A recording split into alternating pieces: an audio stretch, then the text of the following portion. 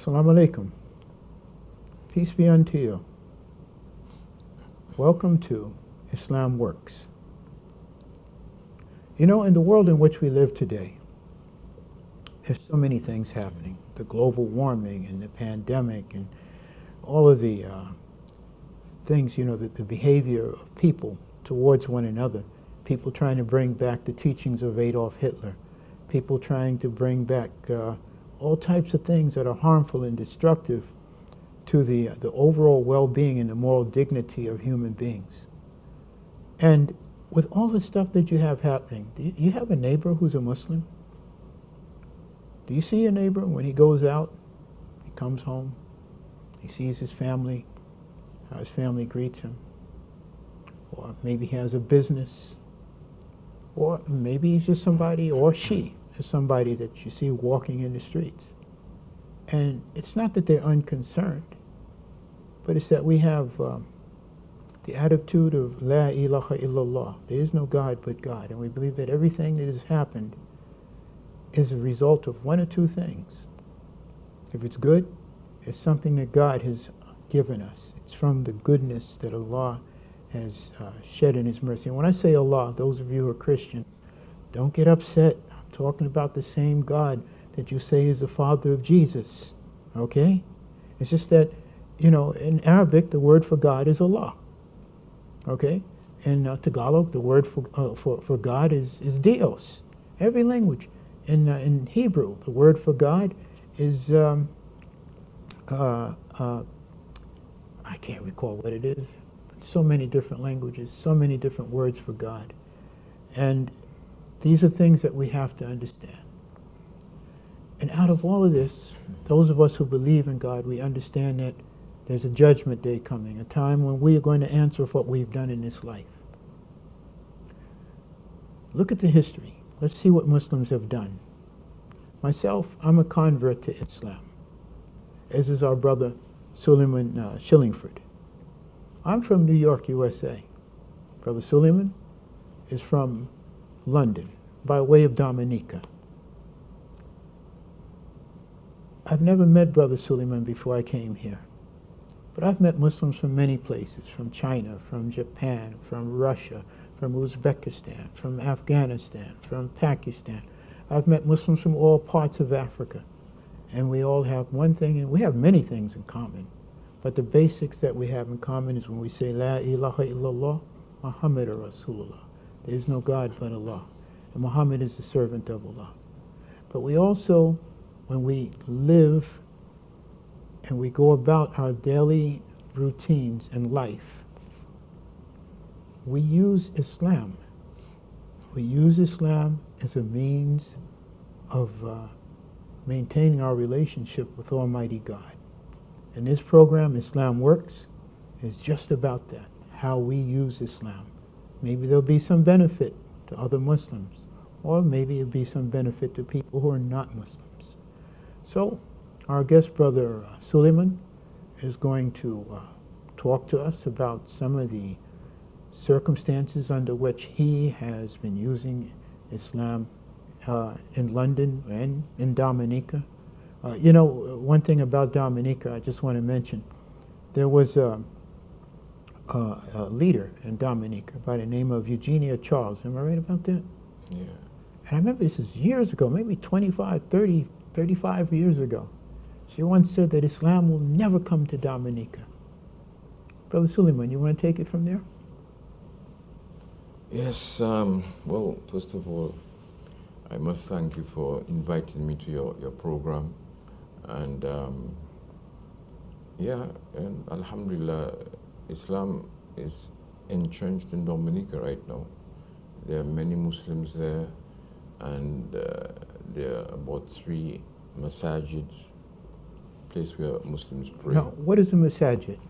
A masajid is the house of Allah. But there's another word that's been used for it, though, isn't there? Mosques or mosque? Yes, in But English. there's no such word as mosque or mosques in the Arabic language. No. Okay, so I'm just saying that, you know, for our audience, they'll understand. Yeah. Because you're using the proper name for the houses of worship of the Muslim. Yes, it's the house of worship, yeah. So we have 3 of them now.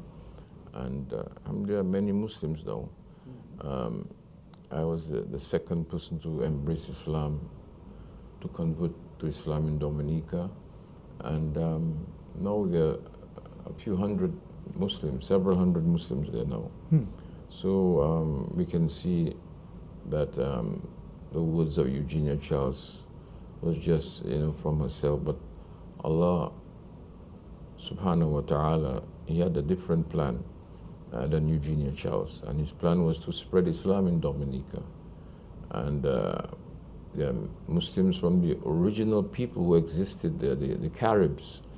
The Caribs were the original people of the Caribbean, and who were almost exterminated by the Europeans when they came, but they still exist in Dominica today.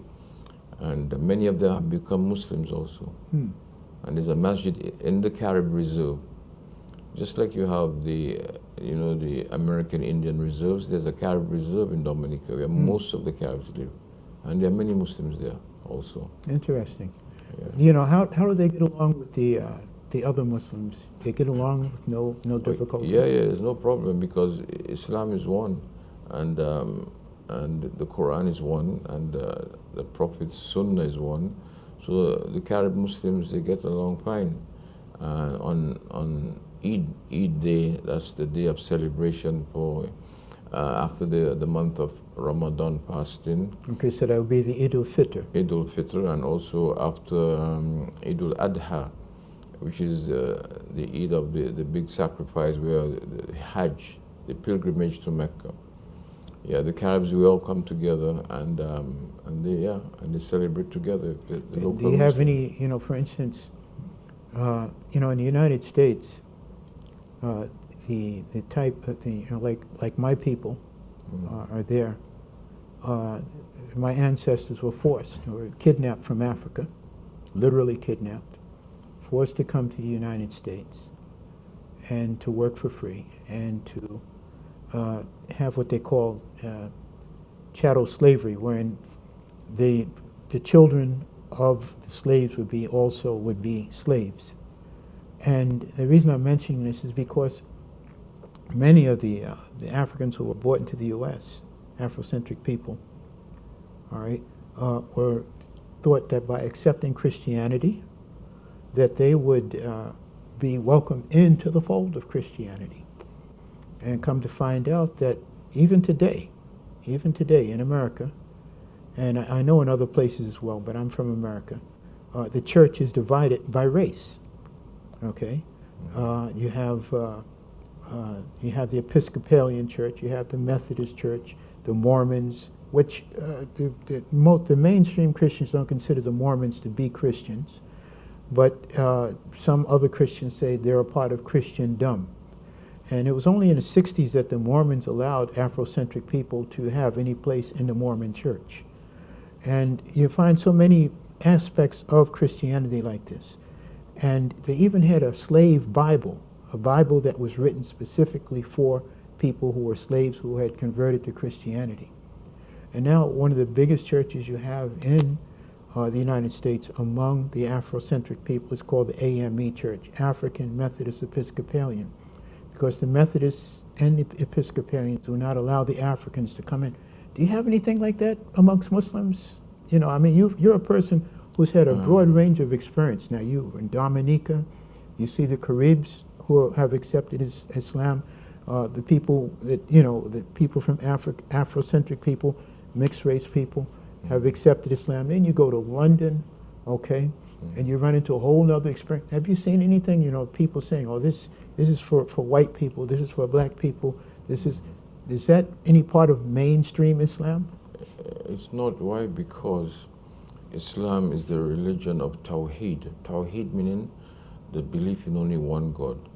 And because of this Tawheed, or belief in one God, you find Muslims wherever they are in the world, in Africa, in Asia, in the Caribbean, in America, they all have the same belief.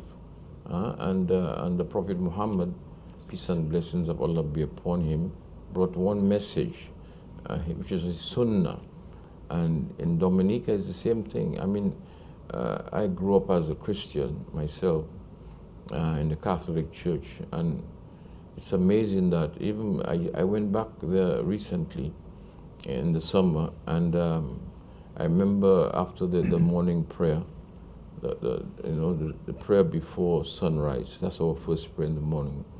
After the prayer, I took my wife up on a hill, okay, that overlooks the city, just to show the view, of the city.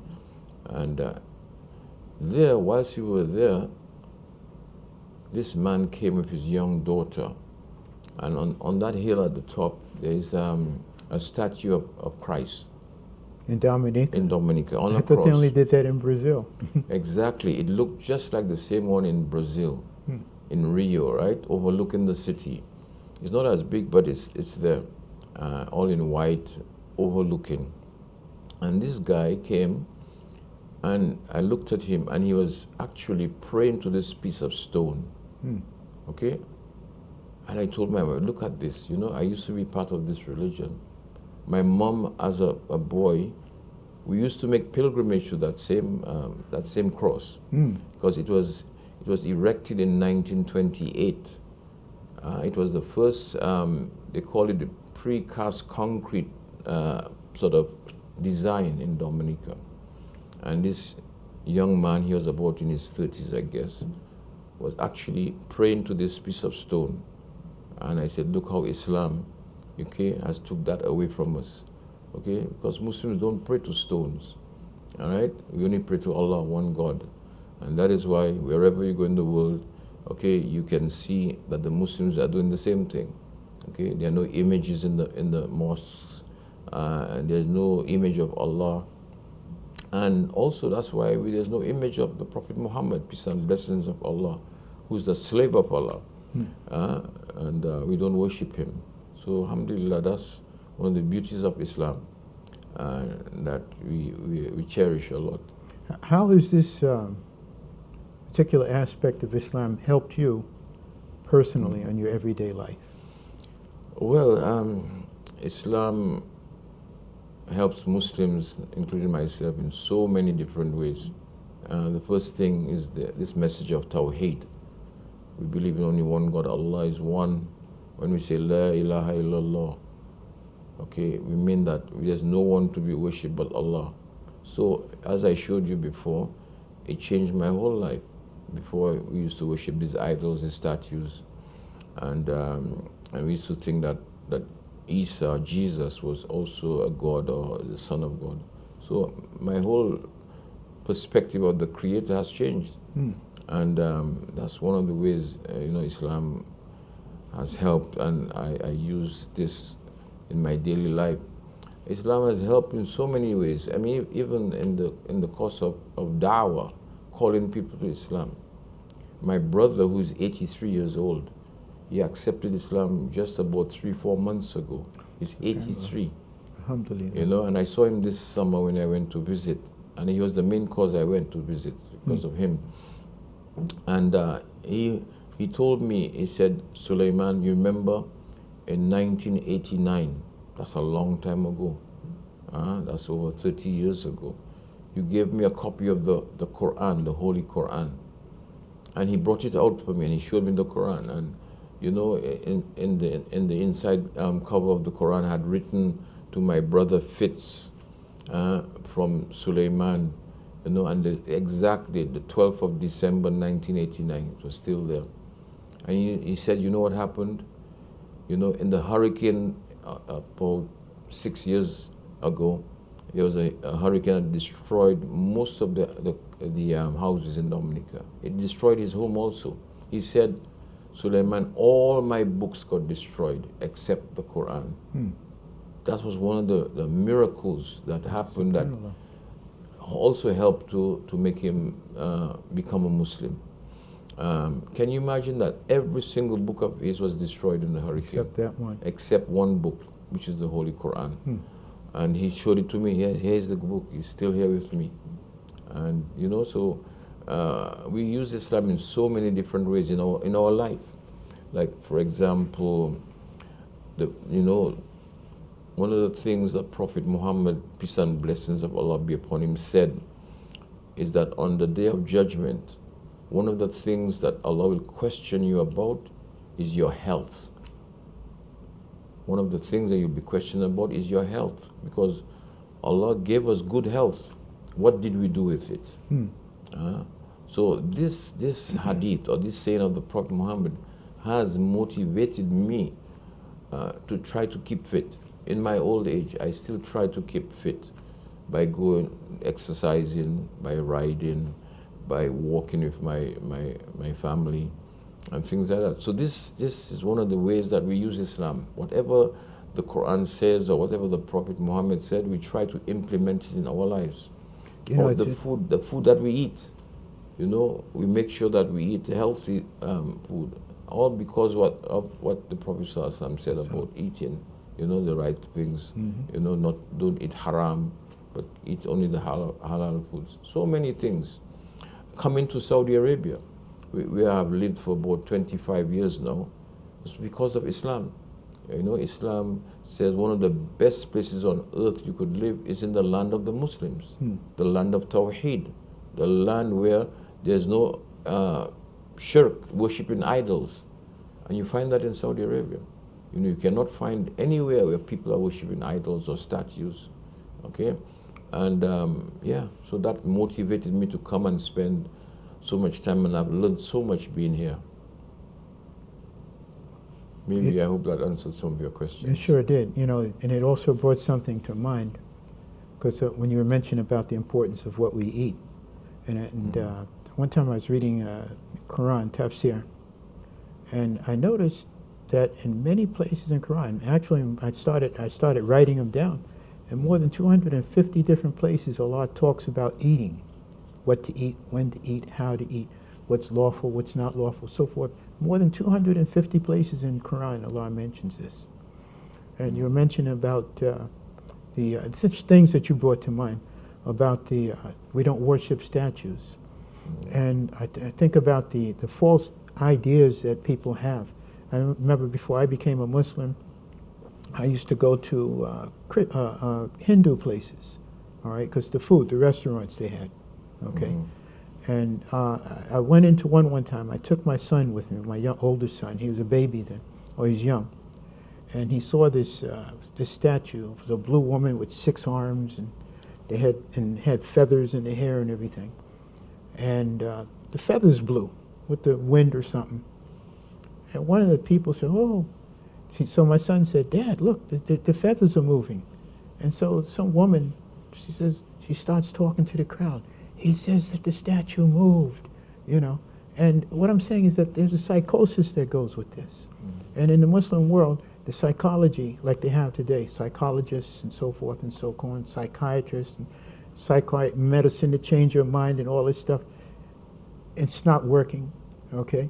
We never had these problems throughout 1,442 years of our history. Exactly. So that's what you brought, some of the stuff you brought to mind. Yeah, exactly. As a young man growing up, I wasn't Muslim.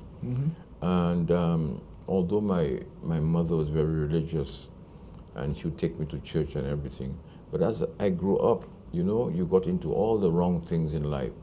You got into, going out, and partying and all the evil that comes with that, and but when you became a Muslim, you realize all these things, has no benefit. All the stuff that you used to do as a non-Muslim Christian had no benefit at all. And this helped to actually channel your life in the right direction. Yeah. So you became more religious. You became more of someone who seek knowledge, so that you become a better person. You treat human beings better. And that's what Islam does. It just changes your life. Yeah. And that's so important, It is important. Yeah. And I thank you for those statements, brother, and for bringing these things to mind. And, and showing how Islam actually helps the society overall through individuals that are within the society, right, who are practicing Islam, inshallah, in accord with the Sunnah of Prophet Muhammad. Yeah. And thereby making not just their society, the Muslim society, better, but also the overall society, and keeping them in the mindset of that society in line with what's real and what's important. And with that, I want to say that these are some of the things that we as Muslims have, who are coming out of different lifestyles, can compare and say as to why we've made the changes in our lives and how it's made our lives better. And that's why we say Islam works. Peace be unto you.